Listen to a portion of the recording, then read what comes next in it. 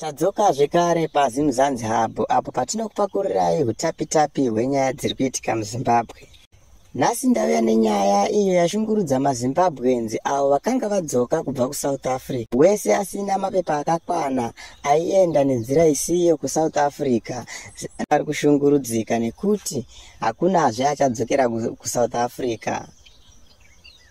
Utungamiriri hweZimbabwe hwazadza mauto pakati pebhodha reZimbabwe neSouth Africa, kusanganisira nemamwe mauto ekuSouth Africa awo ari kunzi ari kumira pese pese kudzivirira kuti ani nani anoda kudzoka kuSouth Africa ave anovharirwa odzoserwa kuZimbabwe.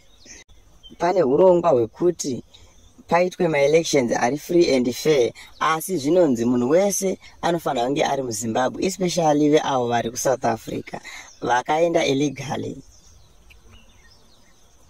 MaSouth Africans ari kufara maererano neurongwa hutsva hwabuda uhu, nekuti havasi kuda kuti maZimbabweans azare kunyika kwavo, nekuti vari kunzi vari kuripota kunyika kwavo kuti hatisi kuwana mabasa, hatisi kukwanisa kushanda, nekuti mabasa edu ese ari kutorwa nemaZimbabweans.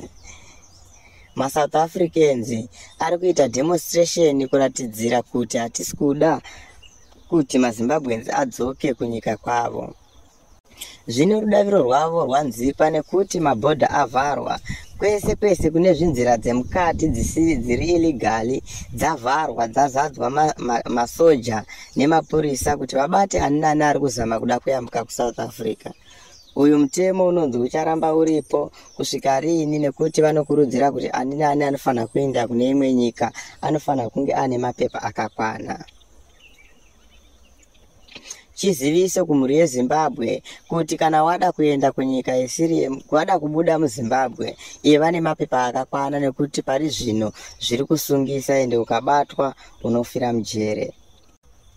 Urongwa uhu hwabva kuukuru hwehurumende vachizama kuprotecta dzimwe nyika against Zimbabwe, against other poor countries.